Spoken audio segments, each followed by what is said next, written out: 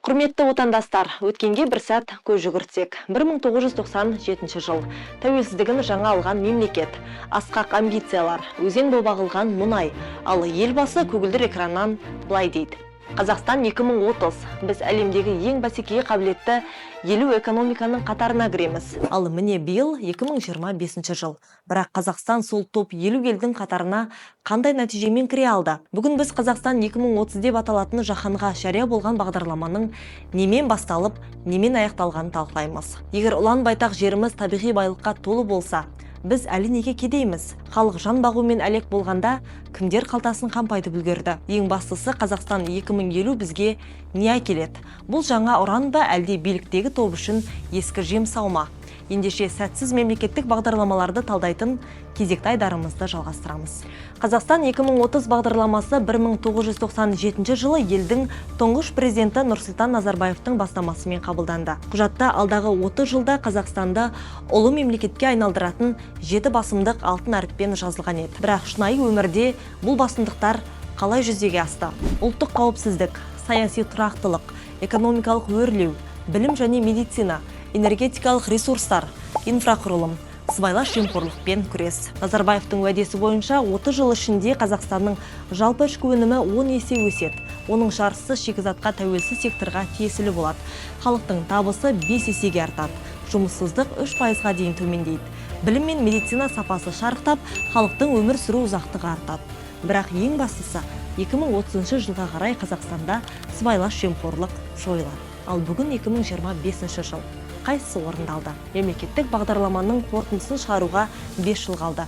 Бірақ көзге көрінетін нақты жетістікті мынау деп атап көрсете аламыз ба? Керісінше, билік бұл мақсаттардың орындалмайтынын түсініп, тағы 20 жылға кейінге шегерді. Осылайша Қазақстан 2050 атты жаңа бағдарлама пайда болды. Ыңғайлы, солай емес пе?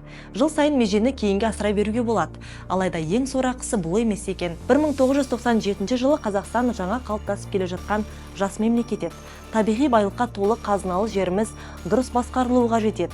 Я, үлкен қаражатты тиімді игеру оңай шаруа емес. Әсіресе жасырын мүдде бар жерде. Түптеп келгенде не болды дейсіз ғой? Қазақстан өз мұнайының қызығын өзі көре алмады. Мұнай мол, адалдық аз. Қолға түскен жеңіл ақша экономиканы дамытуға емес, белгілі бір топтың қалтасына кете барды. Бұлай деуімізге негізі жоқ емес. Елдің даму стратегиясы ақыр соңында тек пайдалы қазбаларды өндіру мен экспорттауға негізделді. Қазақстан шетелдік капиталистер үшін арзан шикізат көзіне айналды. Бірақ мұның бәрін Назарбаевқа кім үйретті? Қазақстан халқының осынша қиындық көруіне кім себепкер болды? Басынан бастайық. Ол кезде саясатта тәжірибесі аз Назарбаевқа Қазақстан 2030 бағдарламасын әзірлеу барысында кеңесші болған америкалық кәсіпкер Джеймс Гиффин. Дәл осы адам еліміздегі барлық пайдалы қазбаларды сыртқа тасымалдаудың айла шарғысын жасап берді.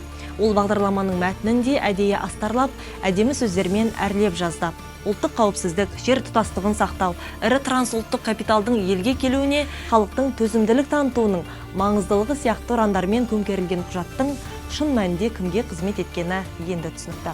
Сондай-ақ бүгінге дейін Қазақстаннан сырттағы күштерге ең керегі бәрі мінсіз жүруі керек еді. Яғни энергетикалық ресурстар әлемдік нарыққа үздіксіз тасымалданып отыруы қажет.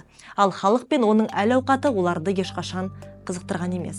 Демократияны дамыту, егемендікті нығайту, азаматтардың қауіпсіздігін қамтамасыз ету секілді маңызды институттар тәуелсіздіктің алғашқы жылдарынан ақ еленбеді. Айтпақшы, 2003 жылы Джеймс Гиффин ақш сотымен Қазақ гейт атты атышулы халықаралық іс бойынша жауапқа тартылды.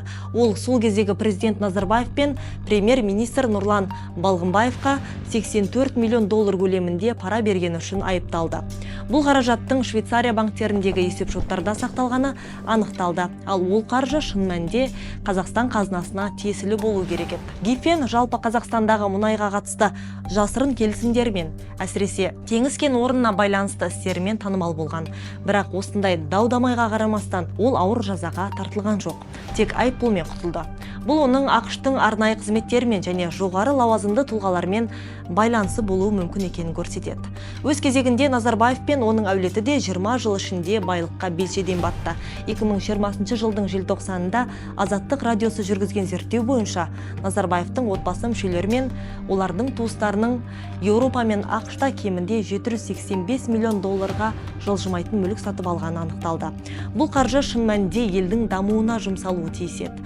Алайда ол жоғары лауазымды тұлғалардың жеке байлығына айналды. Айтпақшы, Гиффеннің атышулы 84 миллион доллары, яғни халықтан ұрланған қаржы арнайы заңдар қабылданғаннан кейін заңдастырылды. Бұл заңдар президентке толық құқықтық иммунитет беруді көздеді.